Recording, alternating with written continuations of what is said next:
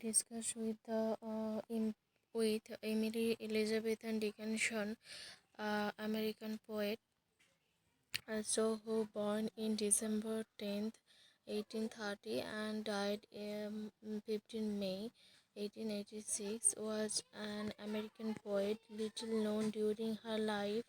She has since been regarded as one of the most important figures in American poetry.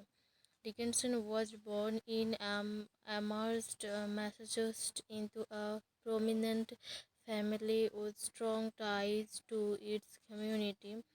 After studying at the Amherst Academy for 7 years in her youth, she briefly attended the Mount Holyoke Female Seminary before returning to her family's home in Amherst.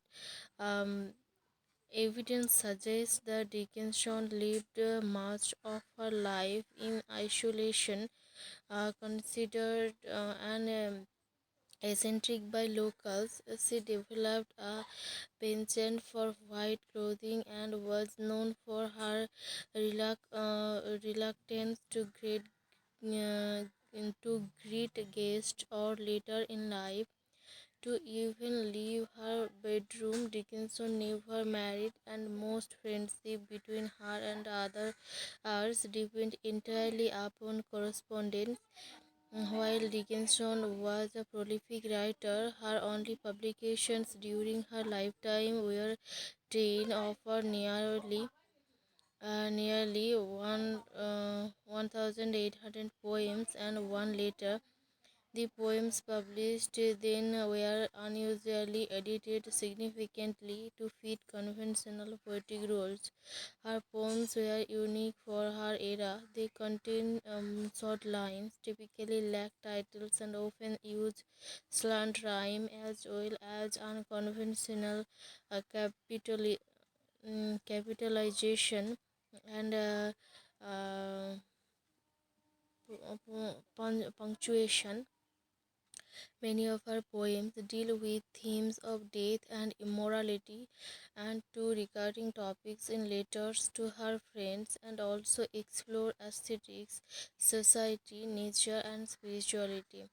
Although Dickens' acquaintances were most likely aware of her writing, it was not until after her death in 1886 when Lavinia Dickinson's younger sister discovered her cache of poems that her work became public. Her first collection of poetry was published in 1890s by personal acquaintances Thomas Wentworth Higginson and Marvel Loomis Todd, though both heavily edited the content.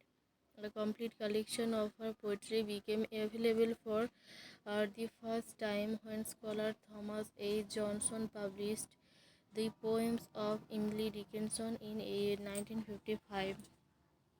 In 1998, the New York Times report on an infrared technology study revealing that much of Dickinson's work had been deliberately ensured to conclude the name Susan. So at last, 11 of Dickinson's poems were dedicated to her sister-in-law Susan Huntington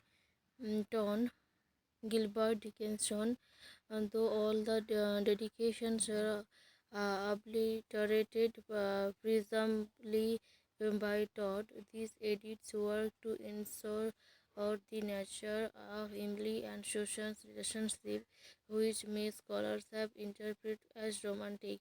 A notable works is list of poems. So that's all about the Emily Elizabeth Dickinson.